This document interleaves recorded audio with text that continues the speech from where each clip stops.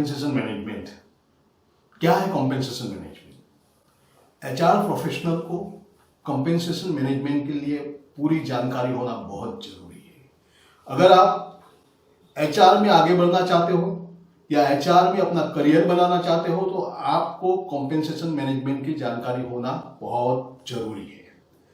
Compensation management is the gateway of HR professional. आप HR में job join करने के साथ ही सबसे पहला जो काम आपका आएगा वो है salary wages calculation, attendance and leave administration. यही काम आपको दिया जाएगा। अगर आप कॉलेज में जो पढ़ाई की है तो आपको ये समझ लेना चाहिए कि कैंपस और कॉर्पोरेट रिक्वायरमेंट में बहुत बड़ा अंतर है।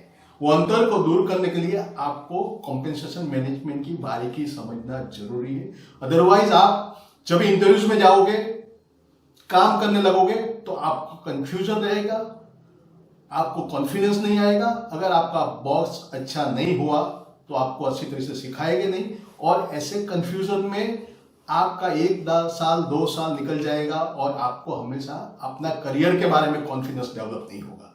इसलिए कॉम्पेंसेशन मैनेजमेंट का महत्व हर एचआर प्रोफेशनल के लिए बहुत है। तो कॉम्पेंसेशन मैनेजमेंट की बारीकी की शुरुआत आपको समझना जरूरी है। तो कॉम्पेंसेशन मैनेजमेंट यानी उसका महत्व क्या है? अगर आप एंटरप्रेन्योर हो, एचआर प्रोफेशनल हो, स्टूडेंट हो, तो सबके लिए उसका महत्व बहुत जरूरी है। कोई भी एचआर प्रोफेशनल्स को समझना है कि उसके एम्प्लॉइज का इंपॉर्टेंस उसके ऑर्गेनाइजेशन के लिए बहुत है। कोई भी ऑर्गेनाइजेशन का ग्रोथ, डेवलपमेंट और progress dependent on the performance of the people. अगर बिजनेस स्ट्रेटेजी और ह्यूमन स्ट्रेटेजी दोनों अलाइन नहीं होगी तो ऑर्गेनाइजेशन का ग्रोथ डाउटफुल होगा। क्योंकि जो ऑर्गेनाइजेशन में आदमी, उसके इंसान, उसमें एम्प्लॉयज जो अच्छी तरह से परफॉर्म करेंगे वही ऑर्गेनाइजेशन आगे बढ़ के ग्रोथ कर सकता है, आगे बढ़ सकता है, उसके कस्टमर को सेटिस्फाई कर सकते हैं, सही प्रोडक्ट एंड सर्विसेज डिलीवर कर सकते हैं।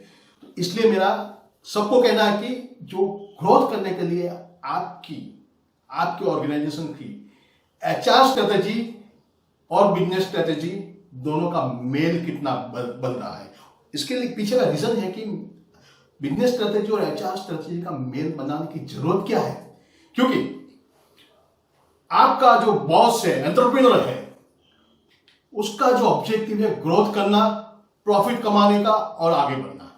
एम्प्लॉय का ऑब्जेक्टिव है ज्यादा से ज्यादा सैलरी कमाने का और अपना ग्रोथ करना, अपना परिवार के लिए अच्छी सुख सुविधा का खरीदने के लिए, उसको पालन पोषण करने के लिए, अपने आप को सक्षम बनाने का उसके लिए जरूरत है उसको ज्यादा पैसा। हर इंसान की 2 चीज होती है। नंबर 1 उसकी विश, इच्छाएं, दूसरा उसकी वरिश, उसकी चिंताएं। और इच्छाएं और चिंताएं दूर करने के लिए सबसे ज्यादा जो काम आता है वो पैसा है। और सभी खेल पैसा के लिए है। और एक खेल में एम्प्लॉयज है वो एचआर के साथ जुड़ा हुआ है। एचआर ऑर्गेनाइजेशन के साथ इमोशनली अटैच है। अंदर के काम करने वाले सभी एम्प्लॉयज का कनेक्शन उसको जो पैसा मिलने वाले है उसके साथ है। वो एम्प्लॉयज का इमोशंस के साथ एचआर को डील करना है, क्योंकि वो डील कर रहा है उसका बेनिफिट के साथ। उसके एम्प्लॉयज को एक्यूरेटली, परफेक्टली ज्यादा बेनिफिट कैसे मिले, उसके साथ साथ उसको देखना है कि उसका ऑर्गेनाइजेशन को, उसका बॉस के लिए ज्यादा पैसा कॉम्पेंसेशन मैनेजमेंट से कैसे कमा के दे सकते हैं। बात तो मुश्किल है लेकिन ये शक्य है।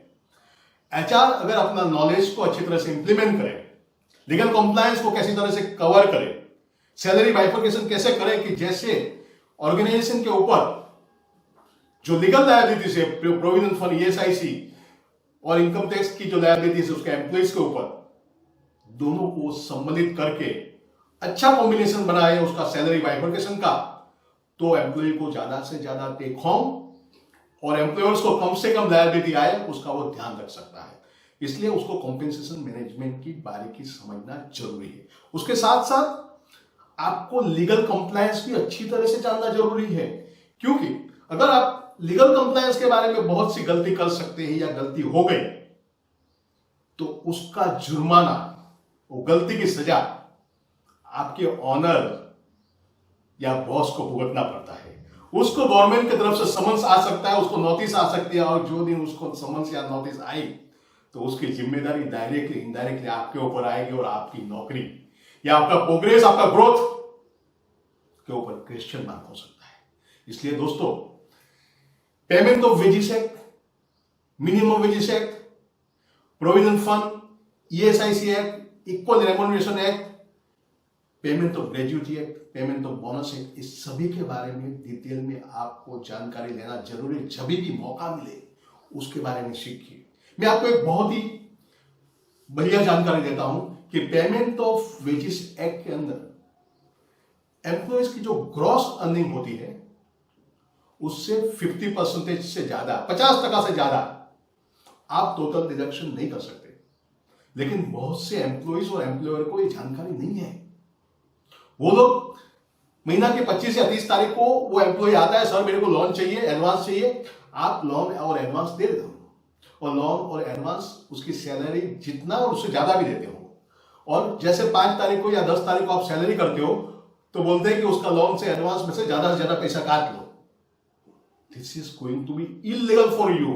उसके सामने, अपनी कंपनी के सामने अगर इंस्पेक्शन आएगा, किसी के ध्यान में आएगा तो आपके सामने केस हो सकता है। तो सही में 50% से ज्यादा डिडक्शन नहीं करना है, उसके बारे में आपको जानकारी होनी चाहिए। पेमेंट की डेट आपको जानकारी होनी चाहिए, ओवर टाइम का रूल्स जानकारी होनी चाहिए, वीकली ऑफ का रूल्स के बारे में जानकारी, ये सब कुछ चीज आपको अच्छी तरह से जानना चाहिए। अगर एचआर में ग्रोथ करना है तो you have to be perfect in the compensation management. Thank you very much. Thank you.